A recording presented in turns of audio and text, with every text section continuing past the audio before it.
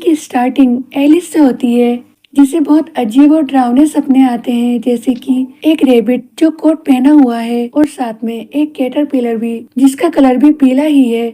तब वे अपने पापा को ये सारी बातें बताती है तो वे उसे समझाते हैं कि ऐसा कुछ भी नहीं होता, ये सिर्फ उसका वहम है। सीन शिफ्ट होता है 13 साल बाद, जहाँ पर एलिस 19 साल की हो चुकी है और साथ में वे अपने पापा को भी खो चुकी है। अब हम देखते हैं अपनी मॉम के साथ एक गार्डन पार्टी में जा रही थी, जहाँ पर लॉर्ड एस्कॉट का बेटा हैमिल्टन उसे प्रपोज करने वाला था, जिसे वे बिल्कुल भी पसंद नहीं करती थी। तभी उसकी मॉम से बात करते हुए उसे वही रैबिट दिखाई देता है जो हमेशा सपने में दिखता था। तब वे उसका पीछा करते करते उसके बिल तक पहुंच जाती है और बाय मिस्टेक उसका पैर फिसल जाता है और वो भी नीचे गिरती चली जाती है, बहुत नीचे।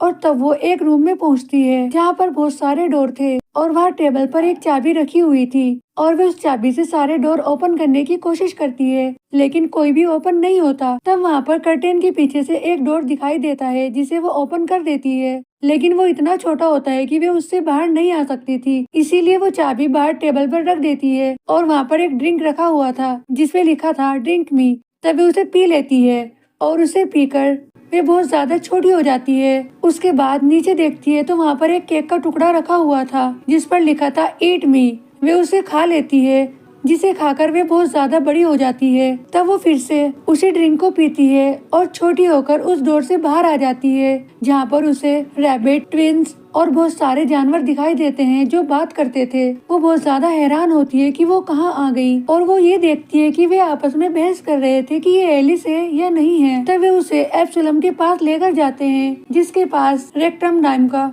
एक कैलेंडर होता है जिस पर अंडरलैंड का सारा फ्यूचर दिखाई देता है। तब उसे पता लगता है कि उसे ज़ेबरवोकी को मारना है और रेड क्वीन के जुल्म को खत्म करना है। ये सुनकर एलिस डर जाती है और वे कहती है कि वे एलिस नहीं है, वे कोई और होगी। और तभी वहाँ पर रेड क्वीन की आर्मी आ जाती है और वे रैबिट और दूसरे जानवर को पकड़ लेते हैं। तब वे एलिस का पीछा करते हैं जो जंगल में भाग रही थी और तब वहाँ पर डोरमाउस उसकी हेल्प करती है और वे बर्ड स्नेच की आंख निकाल लेती है, जिससे उसे कुछ भी दिखाई नहीं देता। तब रेड क्वीन का लवर आ जाता है और तब एलिस ट्विंस के साथ भाग रही होती है तो एक बड़ा पक्षी जब ट्विंस को उठाकर ले जाता है। अब हम दूसरे सीन में ये देखते हैं रेड क्वीन जानवरों पर बड़ा जुल्म करती है और तभी उसका लवर नेव उसे बताता है कि एलिस की वजह से उसका राजपाट खत्म हो सकता है। तब रेड क्वीन उसे पकड़ने का हुक्म देती है। इधर एलिस जंगल में अकेली रह जाती है, जंगल में भटक रही थी। तभी वहाँ पर चेशर कैट आती है और उसकी हेल्प से वो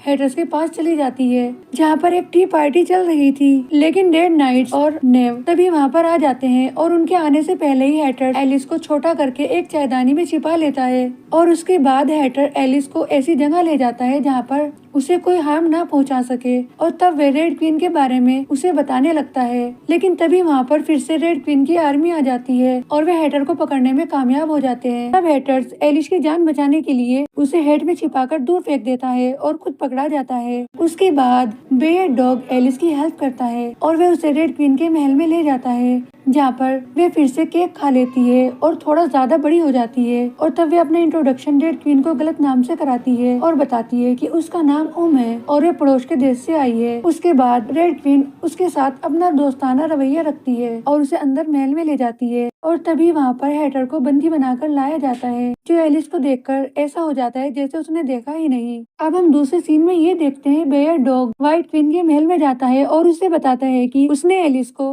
रेड क्वीन के महल तक पहुंचा दिया, जो ज़ेबरवोकी को मारने का हथियार ढूंढेगी और हमारी मदद करेगी। इधर हम देखते हैं एलिस हैटर के पास जाती है जो रेड क्वीन के लिए हेट बना रहा था। तब वो उसे समझाने लगता है ज़ेबरवोकी को मारने का हथियार बर्ड स्नेच की मान में छिपा हुआ है, वो रेबिट की मदद से जाकर ढूंढे। तब एलिस के मन में एक आइडिया आता है और वे बड़बोली माउस से बर्ड स्नेच की आंख छीन लेती है और वे उसे लेकर उसकी मान में जाती है और उसे वापस लौटा देती है, जिससे बर्ड स्नेच का दिल उसकी तरफ से पिघल जाता है और वे उसे कुछ भी नहीं कहता और प्यार करता है। तब वो वहाँ से वोरबल तलवार निकाल लाती है और वापस हैटर के पास आती है। अभी वे दोनों बात ही कर रहे थे, तभी वहाँ पर नेव आ जाता है और उसे पता लग जाता है ये कोई नहीं एलिस है। रेड क्वीन की आर्मी और वे एलिस को पकड़ने की कोशिश करता है, लेकिन वे बर्ड स्नेच की हेल्प से वहाँ से भाग जाती है। व्हाइट क्वीन के महल में पहुँच जाती है, जहाँ पर वे उसका बहुत अच्छे से वेलकम करती है और उसे ऐसा काढ़ा बनाकर देती है जिससे उसकी हाइट फिर से नॉर्मल हो जाती है।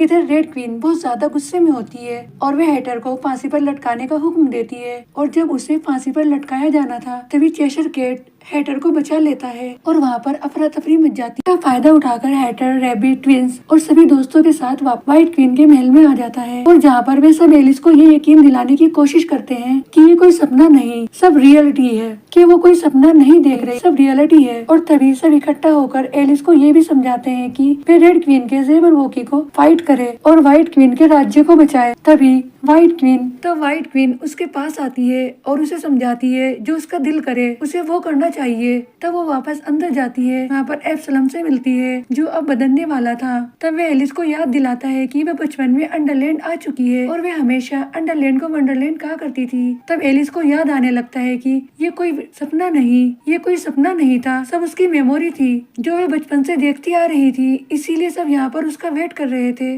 और जब से एलिस यहाँ से गई तब उसके लिए एक मेमोरी बन गई थी। अब दोनों आर्मीज लड़ाई के मैदान में पहुंच चुकी थी, जहाँ पर व्हाइट क्वीन अपनी सिस्टर को समझाने की कोशिश करती है कि वो लड़ाई ना करे और अपना फैसला बदल ले। रेड क्वीन नहीं सुनती और वे एलिस के ऊपर ज़ेबरवोकी को छोड़ देती है, जिसको हराना बहुत ज्यादा मुश्किल था। लेकिन फिर एलिस बहुत ज्यादा हिम्मत करके उसकी गर्दन काट देती है और तब लड़ाई रुक जाती है और सभी आर्मीज व्हाइट क्वीन की तरफ हो जाते हैं। तब व्हाइट क्वीन रेड क्वीन को देश निकाला देती है और साथ ही उसके पार्टनर ने को भी उसके साथ जाने का हुक्म देती है। तब वे एलिस को ज़ेबरवोकी का ब्लड निकाल कर देती है, जिससे सारी इच्छाएं पूरी हो सकती थी। अब एलिस वापस अपनी दुनिया में आ जाती है, जहाँ पर वो हेमिस से शादी करने के लिए मना कर देती है और उसके पापा के साथ बिजनेस शुरू कर देती है। उसके बाद में हांगकांग ट्रिप के लिए जाती है, जहाँ पर उसके शोल्डर पर एक ब्लू कलर की बटरफ्लाई आकर बैठती है। तब उसे खुद से फील होता है ये एब्सलम है जो अब बटरफ्लाई में बदल चुका था। और यहीं पे मूवी का एंड हो जाता है।